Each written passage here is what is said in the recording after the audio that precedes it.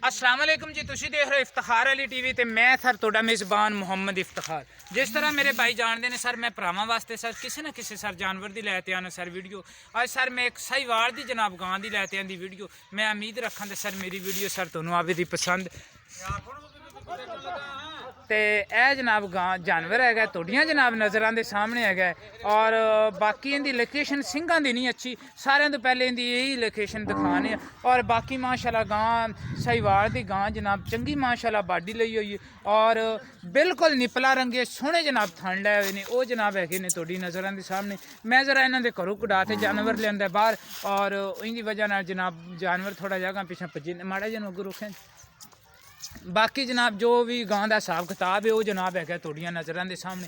माशाल्लाह चारे थन निपला रंगे बिल्कुल इक्को जे। ये आपां मालक दस्सण दे भी किन्ने दिन जनाब सूवन च लैंदी और की इहदा हिसाब किताब है और किन्ना क जनाब दुध करदी रही है, किनवें सूए जनाब ये पुछना है सर मालक तो। सर मेरी लोकेशन हैगी ज़िला पाकपतन तहसील आरवाला और इस टाइम मैं सर अड्डा रांगशाह दे बिल्कुल नज़दीक जा जनाब खड़ा हैगा। तो अस्सलाम वालेकुम जी। वालेकुम सलाम। की हाल है जनाब? ठीक ठाक सर। ये जनाब तुहाडी गां ने किन्ना सूआ सुना? ये जी तीसरा सूआ हुण।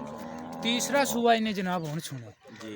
ते की रिकॉर्ड है पिछले सूए? पिछले सूबे जी बच्चे ने दुध छड्ड के ना जी ये 10 लीटर दिंदी रही है दुध। 10 लीटर 10 लीटर दिंदी। ओवरऑल साहिवाल दी गां दा 10 लीटर ही एवरेज जी, हुंदी जी, है। जी। किसी दी 8 लीटर होगी, किसी दी 12 होगी। हाँ जी। जनाब 10 लीटर एवरेज तकरीबन बनदी है। बिल्कुल जी। ते हुण इन्हें सूआ तीसरा सुना? तीसरा सुना जी। तीसरा सूआ सुना। जी। किन्ने क दिन लै जाए दी सुना? ये तकरीबन 10 तो 15 दिन लगेगी जी। 10 तो 15 दिन अजे दिन तक लै जाएगी जी। 10 तो 15 दिन अजे तक ये सूवन दे विच लै जाए दी। इंदा मतलब है ये किहड़ियां पिछलियां दियां वदरां वुदरां नहीं अजे ताईं बाहर इंशाल्लाह जी इंशाल्लाह बहुत अच्छी बन ए किहड़ियां वदरां वुदरां नहीं अजे ताईं बाहर कड्ढे दी। जी बिल्कुल इंशाल्लाह। अच्छा अच्छा अच्छा। ते किसे थान च कोई फुहार छट्टा ना या जी कोई सोने रंगे बिल्कुल साफ थान? साफ सुथरे बिल्कुल कोई टेंशन नहीं इहदे विच। अच्छा। हां जी। ते प्यार मोहब्बत वाला रेट रेट इंदा जी ਅਸੀਂ ਕਰਦੇ ਹਾਂ 1,30,000। 1,30,000 रुपया तुसी रेट कर दे जे। मेरे हिसाब से रेट थोड़ा जा ज़्यादा। अगर तुसी आपा मुनासिब रेट करांदे ने तो फिर ही ये आपा अपने तो कोई ना कोई भरा जानवर लवे दा केड़ा थोड़ा जा रेट इंदा ज़्यादा है, थोड़ा जा कोई इंदे च कोई प्यार मोहब्बत कर लो। 1,30,000 रुपया वैसे इस गांव का रेट ज़्यादा है। तीसरा सूआ है ते फाइनल जा केड़े तुसी लै लेने ने बस ओदा फाइनल जी फाइनल दस दो बस केड़े 1,20,000 रुपया लवांगे जी। 1,20,000 रुपया भाई होरे जनाब 1,20,000 रुपया फाइनल जनाब इस जानवर का मंगी जाते हैं। तो सर तुसी आपका नंबर भी विच बोल दो।